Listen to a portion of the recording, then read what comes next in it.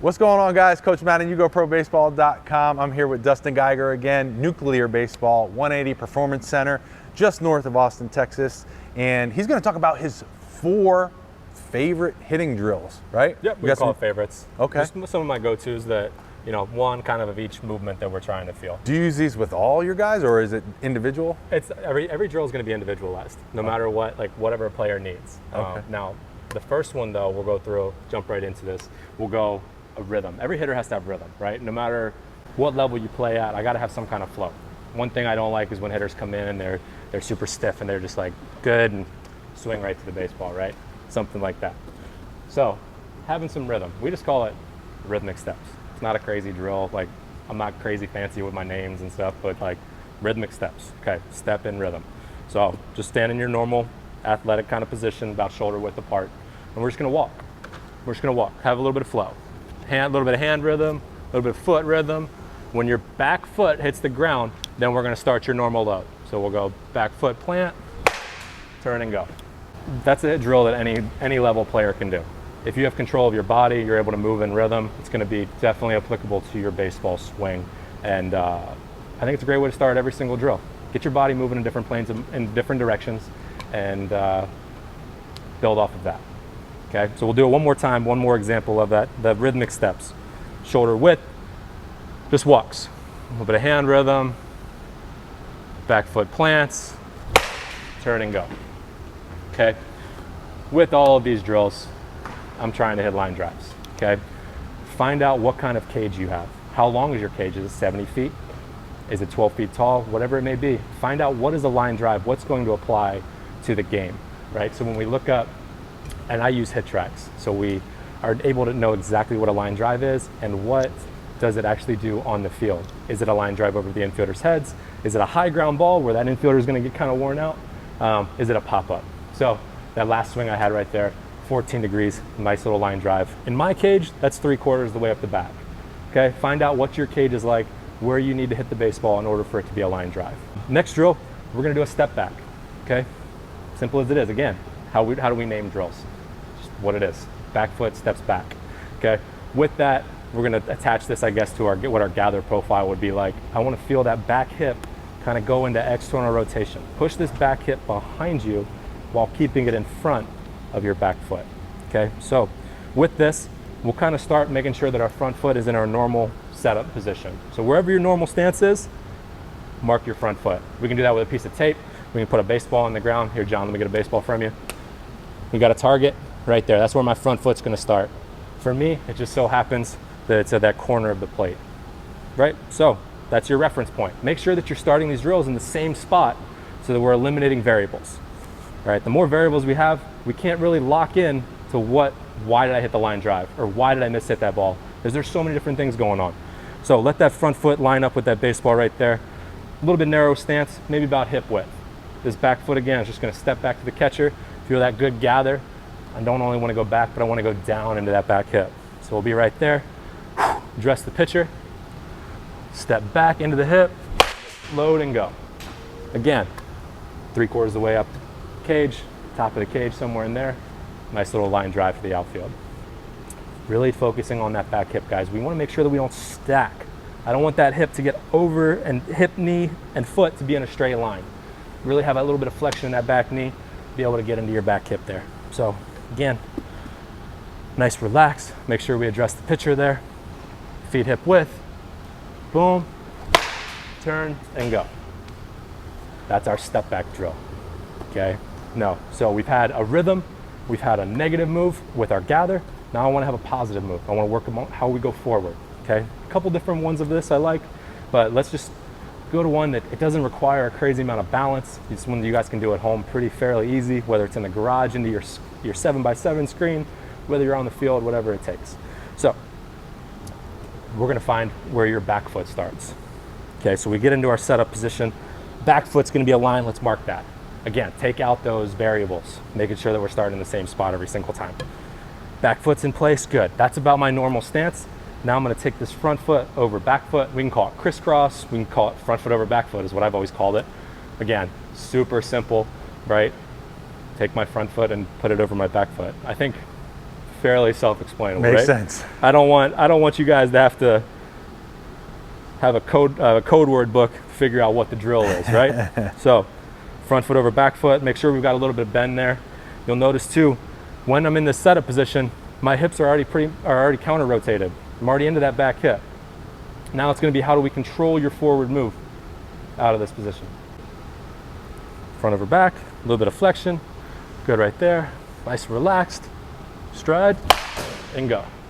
So kind of top that one a little bit.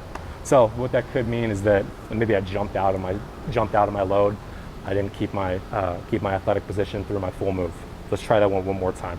See if I can get that nice line drive up the middle here. Front over back, a little bit of flexion, relaxed. There we go. So got that ball back in a line. Felt a nice balanced forward move with that. And then last one, I like to talk about, we're gonna go split grip.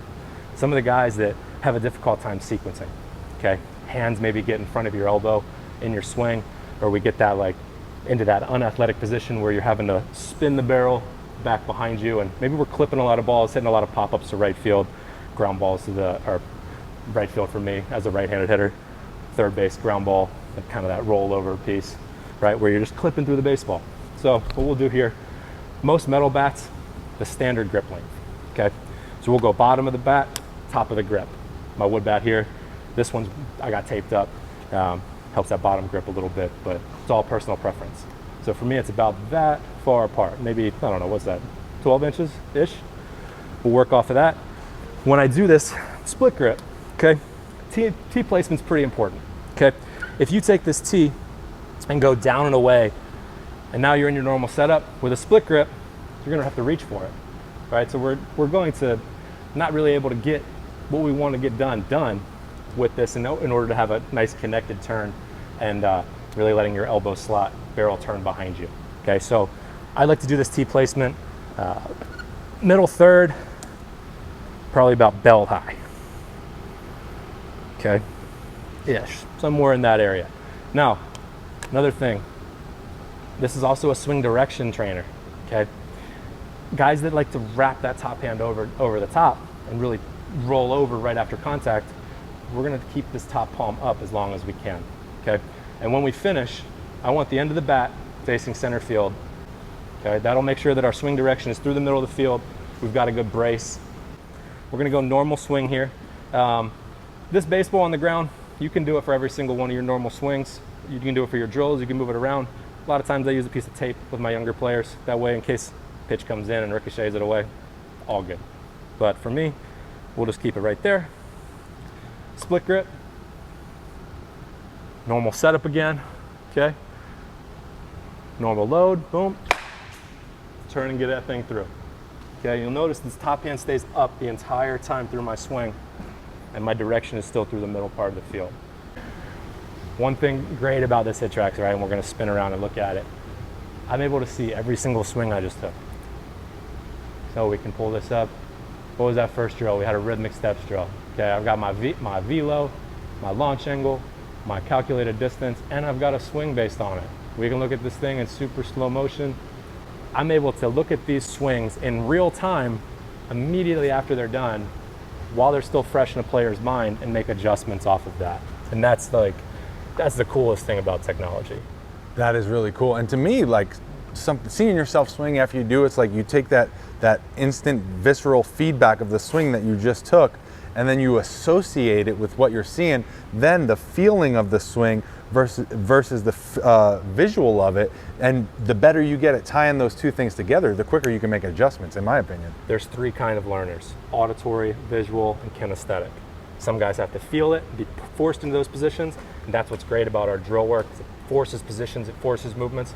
There's auditory, hey, swing down on the ball, swing up, coaching hit cues. This ball, coaching cues. Auditory, like, okay, what triggers your body to do the right thing? And then there's visual.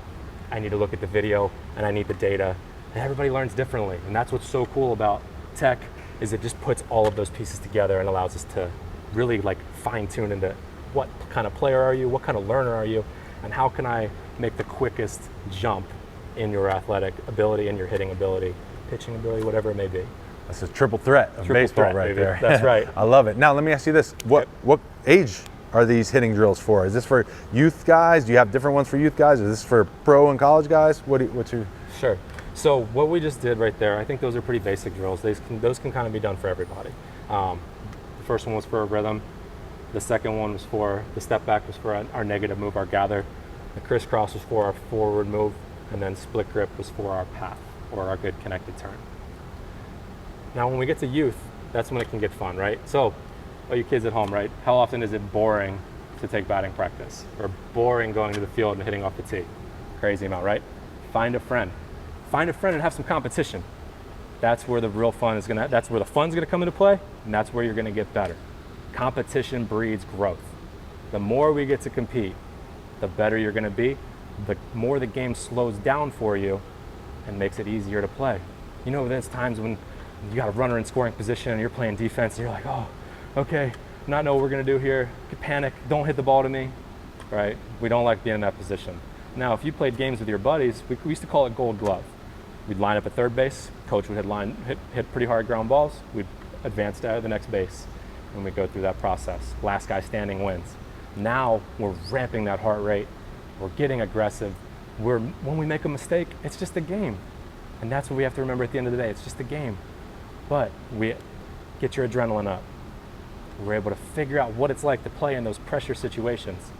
And then, so now when we got that runner on third base and we got to play in third and we got a big old dude up, big right-handed hitter, he's gonna hit a ball down my throat, right? Now we're able to make that play because, hey, it's just coach up there hitting a fungo, just trying to compete. Same thing with hitting. Same thing with hitting. Line drive game. I like to finish my day with that. Little bat control piece. Hey, I know hit the back of the net has been talked down about by some people, but hey, at the end of the day, it's just an objective. Can you do it or can you not? At the end of your day, you got 4 guys in the cage, you got your team in the cage. We just went through all of our feels, our, where our bat needs to turn, all that. Hit the back of the cage. Simple task, right? 35, my cage 35 feet away. Some people have 70 feet away. Get it done. Now you got pressure because your buddy's standing up there next to you going, come on, you got it. Don't choke, right? But that's the same thing, guy in the stands talking smack.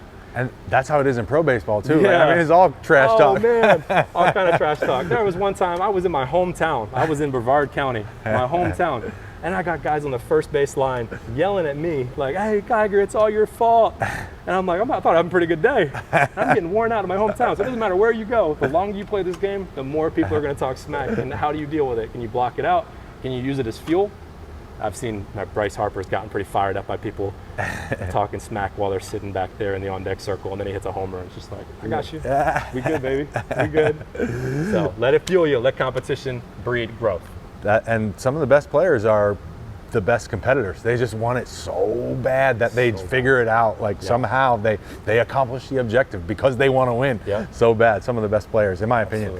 Another thing about the hitting drills is just watching this video isn't going to get you any better. You got to take what Dustin just taught you and get out there and put in some work, right? Get out there in the cage or in the backyard or whatever. You just saw these 4 were off of a tee. You don't really need anything, a couple of balls, a bat, and a tee, and you can get these great hitting drills done wherever you are. So don't make excuses.